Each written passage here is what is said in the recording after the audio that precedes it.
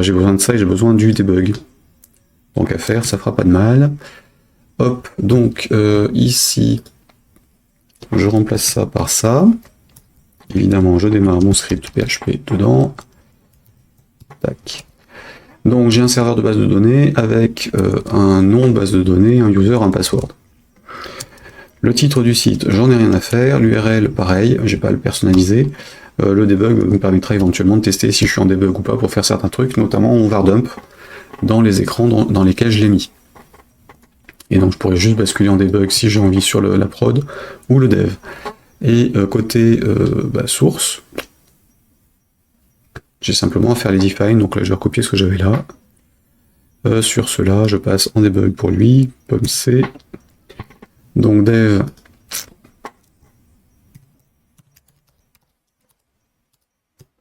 je personnalise ce que j'ai envie de personnaliser par rapport au truc de base. Donc évidemment là en l'occurrence je suis sur je sais plus quoi comme nom de base de données.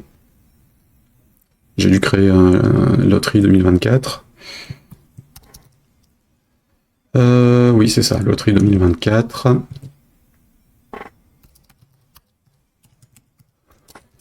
Le user ça doit être root par défaut sans mot de passe de base. Bon évidemment à ne pas faire en prod. Hein. Hop, copier V.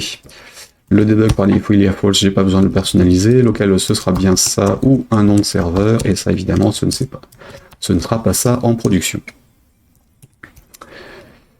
Ça c'est bon, et ça c'est bon. Alors autre chose, je mets des paramètres de production, je ne veux pas que ça atterrisse dans le dépôt de code. Donc évidemment je vais les conditionner. Alors si j'affiche le tout,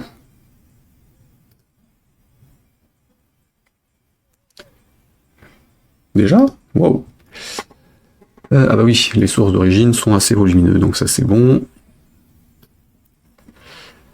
Là, alors je disais, par défaut il apparaît.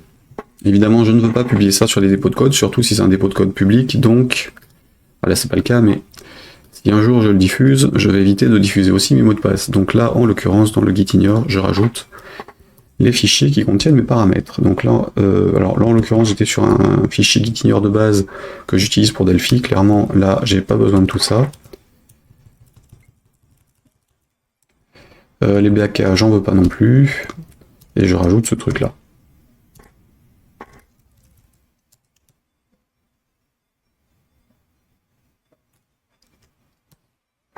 Hop, hop, oui, ces trucs-là.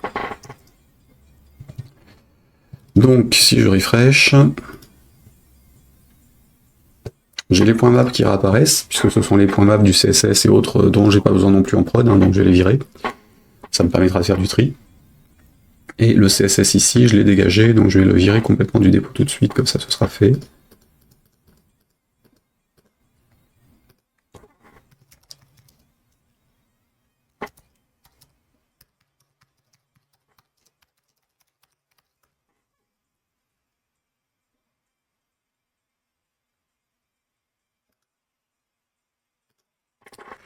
Voilà.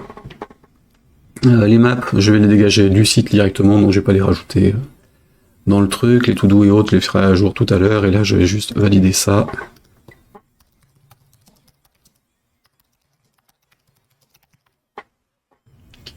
Dans le dépôt. Après, il n'y a que les modifications que j'ai faites, c'est bon, on verra ça plus tard quand j'aurai fini tout à l'heure. Donc, ah oui, alors si quand même je vérifie. Je disais, normalement, je ne veux pas ce fichier-là, donc il ne doit plus apparaître.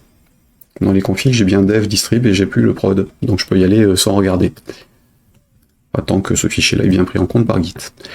Alors, j'ai mes paramètres à personnaliser. Du coup, dans mon to-do perso,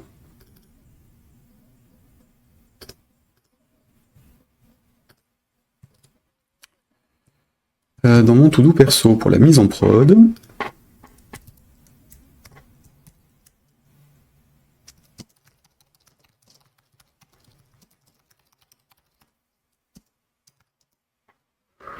voilà, et mettre en ligne du site, enfin mise en ligne du site.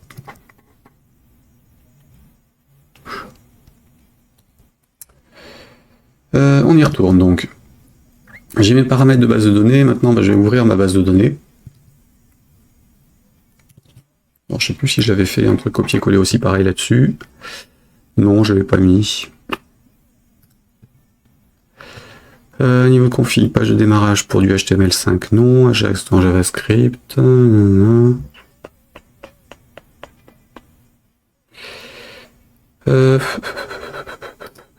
Non, puis là il n'y avait pas la partie base puisque j'étais sur un truc de déplacement, donc je vais pas le faire par là. Je vais pas le faire par là, je dois avoir des exemples dans mon truc. Pour l'accès à la base de données, je vais pas m'emmerder complètement non plus parce que c'est toujours la même chose, ça sert à rien de recréer des choses. Dans htdocs, donc ASSCG c'était le serveur, donc ça non.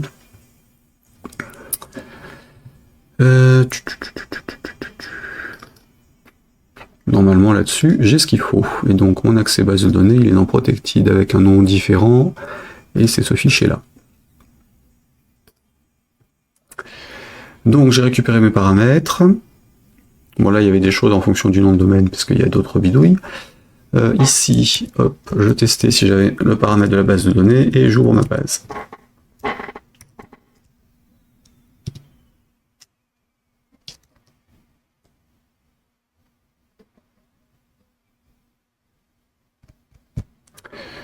On est donc sur un PDO avec du MySQL de base qui est en fait MariaDB dans notre cas, avec le user password en UTF-8 pour la connexion et donc database error.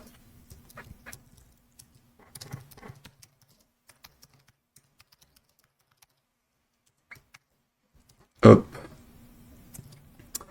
Si je remets ça, qu'est-ce qui se passe? Play.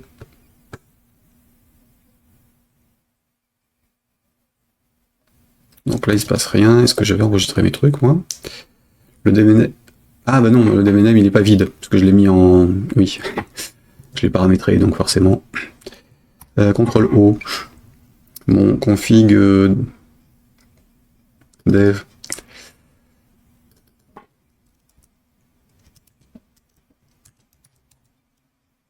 Bah, de toute façon, ça sert à rien, juste à le mettre en commentaire. Non, c'est en sécu. Le mettre en commentaire, et donc là, normalement, j'ai une erreur de base de données. Enfin, j'ai configuré le script. Là, je vais mettre XXX. Et là, j'ai base de données. Bon, évidemment, on évite de mettre des messages d'erreur, hein, qui soient clairs pour les utilisateurs, surtout en prod. Donc, j'ai mon truc qui est opérationnel, il a bien la connexion à la base locale.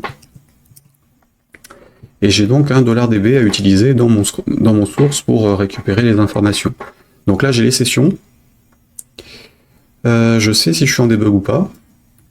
Avec un $debug, enfin un define debug, et puis j'ai les infos. Donc là, je vais là-dessus. Plutôt là. Où c'est que je l'avais mis le var dump? Hop. If defined.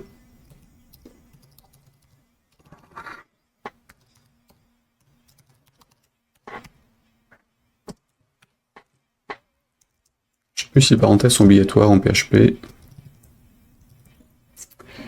If, oui. Donc if define debug, à ce moment-là, var dump.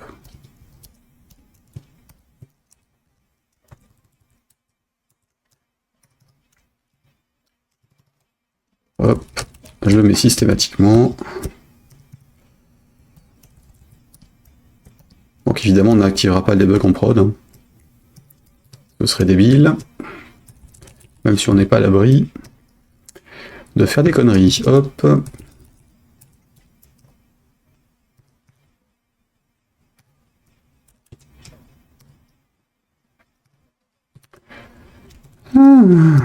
N'est-ce pas? Sur des copier-coller notamment. Hop, et là pareil.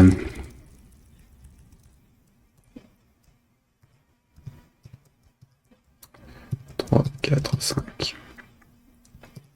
Bien. J'ai ce qu'il me faut pour travailler. Juste une dernière chose, mon debug ici. Il était juste en define, hein, je l'avais pas remis, et là j'avais pas un truc de plus. Faudra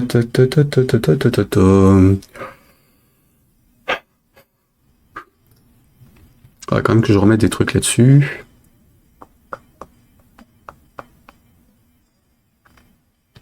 Ouais, non, sur celui-là, c'était bon. Sur certains sites, quand je suis en localhost, en plus, je réactive éventuellement le debug en paramètres, mais j'ai pas envie de le faire là. J'ai juste changé les infos. Donc là, on est en debug. Je te devrais avoir les posts qui apparaissent à l'écran. Donc là, il n'y a rien.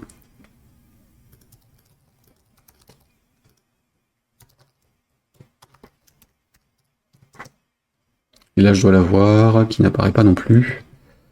J'ai pas activé debug.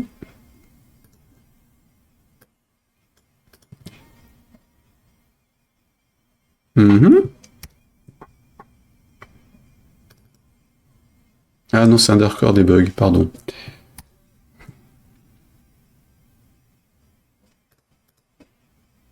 Ouais, bon. Ouais, si. Allez, va pour underscore debug. Je pourrais le changer, mais bon, au moins.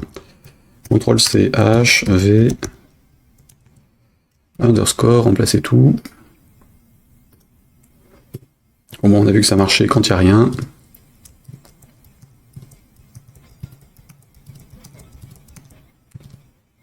Et donc, pomme R. J'ai bien le truc là-haut. Avec aucun paramètre, puisque je viens juste de faire un refresh. Tac, tac, tac, tac.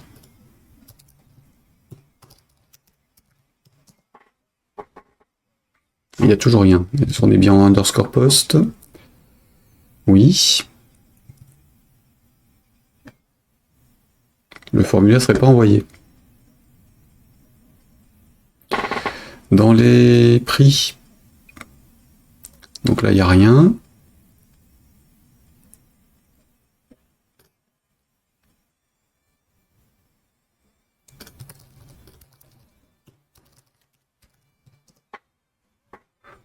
Et là, je l'ai. La page play ne fonctionne pas?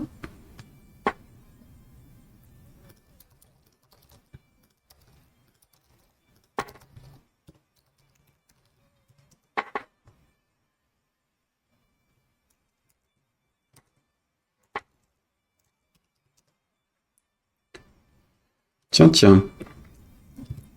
La page play ne passe pas. Qu'est-ce que j'ai fait?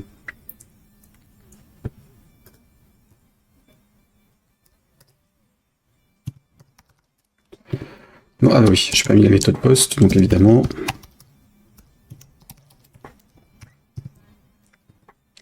Là j'ai bien, là aussi.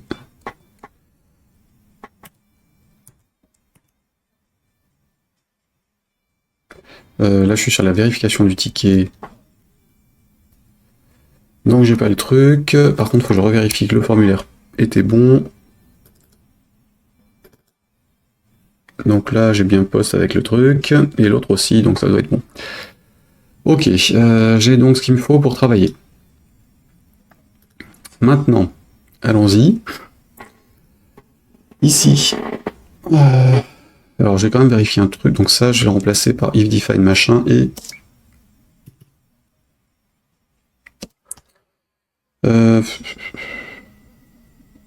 i7 de $post.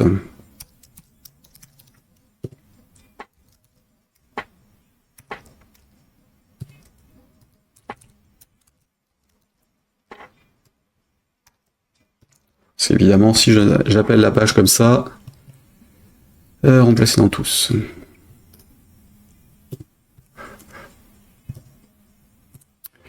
Donc je reviens sur Play. J'ai rien. J'enregistre tout. Je raffiche ma page. J'ai plus le ré normalement. i7 $underscore post. Ouais, le tableau post il doit exister systématiquement en fait. Simplement il est vide, donc on va laisser comme ça.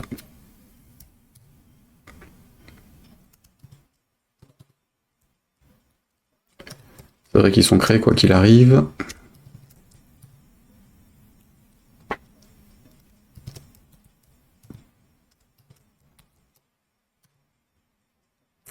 Bien.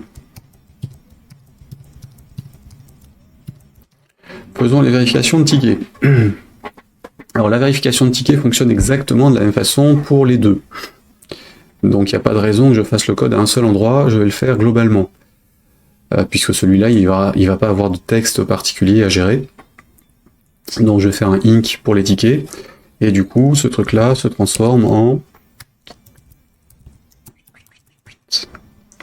Alors c'est pas celui-là d'ailleurs. Ce inc starter, en fait, il se transforme en ticket verif.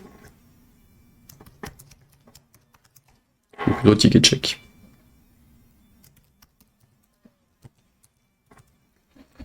Je vais donc faire un ticket check ici, que je vais mettre dans inc.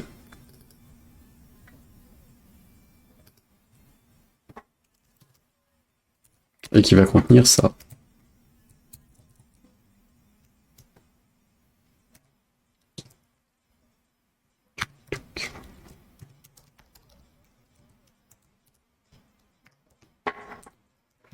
En commun.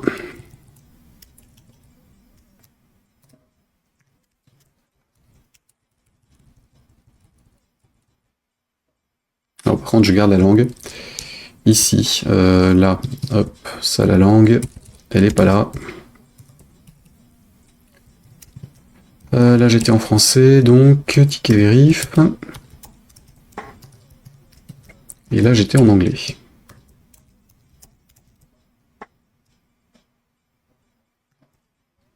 Donc c'est bon pour lui, c'est bon pour l'autre. Ah non, je vais remettre les deux. Mon ticket vérif, donc il récupère le starter qui est au même niveau. Donc on est en dire. Point. D'ailleurs tous les requires, il faut que je les change hein, pour corriger ça, enfin pour m'assurer que le chemin est bien le bon. Donc là on est en dire slash point slash point langue pour repasser dans le bon dossier de langue.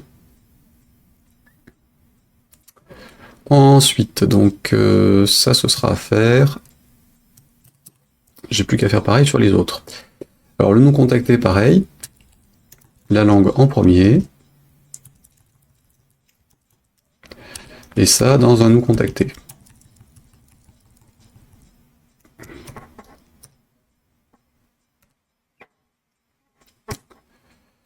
Hop, toi tu fermes. Et donc ça... un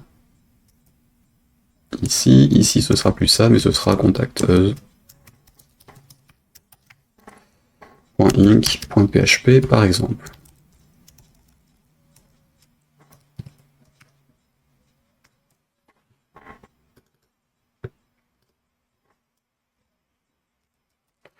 Donc dans le contacteuse, il n'y a pas ça, on est en local.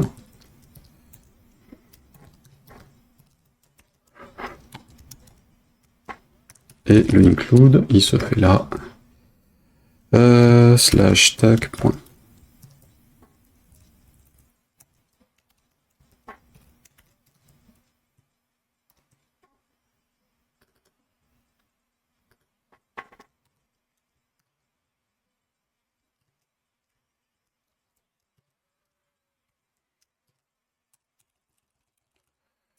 Voilà pour ça. Donc, nous contacter machin, donc là on est bon, je vire ça. Et donc j'ai que ça à mettre dans les autres, dans l'autre. Pour gérer mon truc. Hop. Et hop, le play pareil.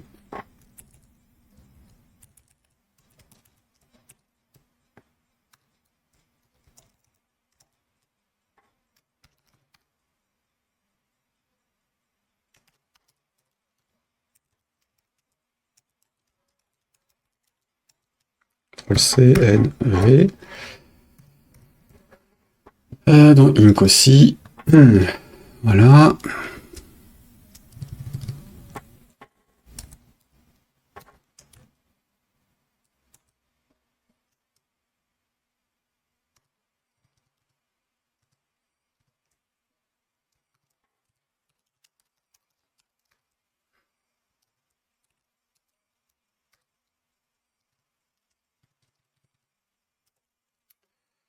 Là, c'est bon pour les deux. Ouais. Ticket check. Play. Donc là, j'ai mon truc, j'initialise. Alors lui, on n'est plus là, on est en dir. Dans la même arborescence, il faut que je change tous les include et require. Là, c'est bon, et du coup, ça, je le mets aussi sur le header. Avec la langue, on descend d'un cran, point, slash, et on va sur la langue. Ok. Donc ce truc-là, j'ai dit que j'allais mettre partout. Donc j'ai rouvert tous les fichiers du site. Hop, ouvrir.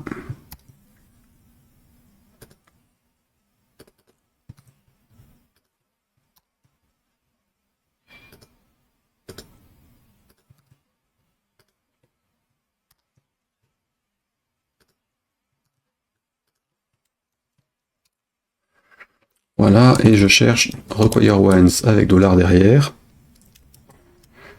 Donc ce truc-là, normalement, CTRL H, je peux mettre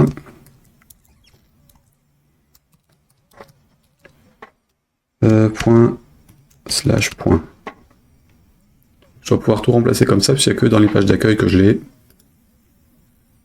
Normalement. Donc ça c'est bon. Celui-là. C'était le footer, là c'est bon. Bon, de toute façon, je valide tout. Allez, le winner, est-ce que j'ai un autre require? Require, j'en ai deux. Ils sont tous les deux corrigés, tous les trois corrigés.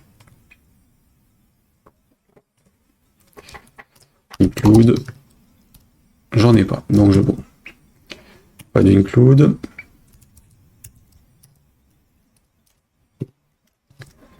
F3. F3, non. Require. J'ai les trois. Ça c'est bon, et donc j'ai un require inc. Même chose, celui-là je vais le remplacer, CTRL-C, CTRL-H. Donc ça dans slash inc.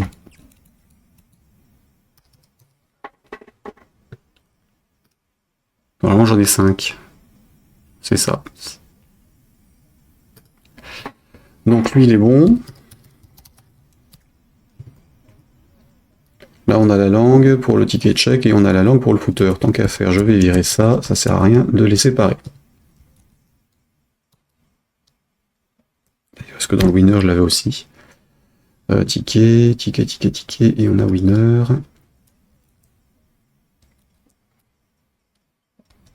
Non, ça c'était bon. Juste pour le fun, mettons de l'indentation.